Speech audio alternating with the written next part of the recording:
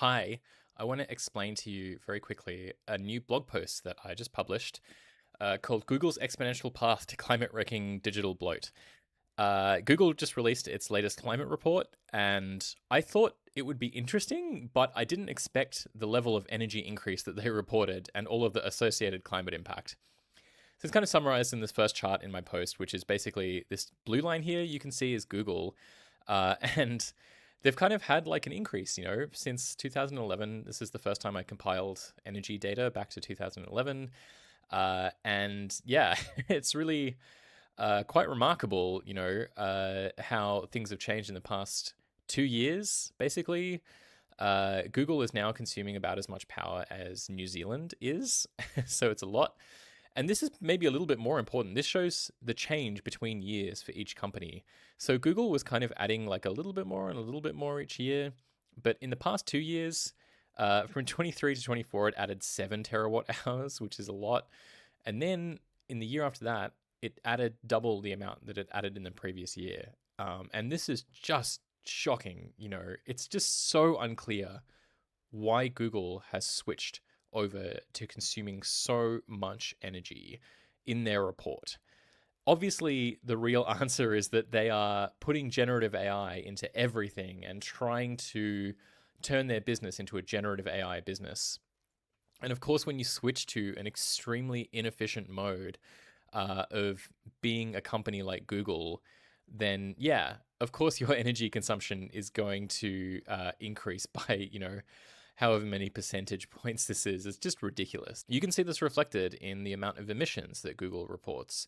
When you plug a data center into the power grid, it causes more emissions from coal and gas that's connected onto that grid. And Google adds these up and reports, as you can see here.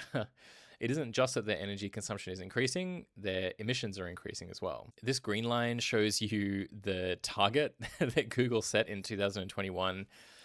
Even if you sort of take their word for their claims to be using like renewables and certificates and things like that, and all the exclusions they make from their supply chain, which they don't really explain very well, even then, when you look at this black line, which is their headline figure, it's still going in the complete wrong direction.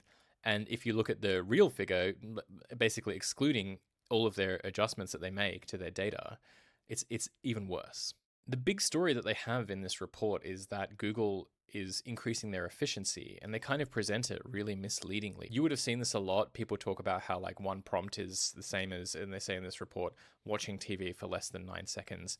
And they have this shockingly misleading chart here claiming that there's been a 33 times improvement in energy use and a 44 times improvement in carbon. And the trick they're pulling here is focusing really narrowly on like a single prompt of text, which is very, very low energy. If you take that per prompt number that they claim and you compare it to their energy consumption, every single human being alive would have to be sending 30 Gemini prompts a day for that to make any sense.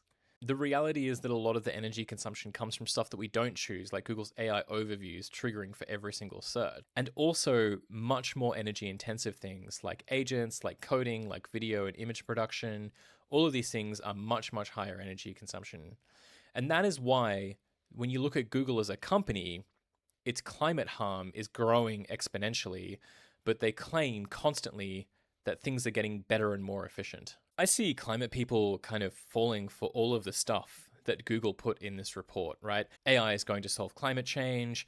We're becoming more and more efficient. A single prompt is like nothing at all. You have to zoom out and look at the whole picture. If you don't do this, you are participating in Google's greenwashing, and you are participating in what is very clearly climate harm at the scale of the biggest fossil fuel companies.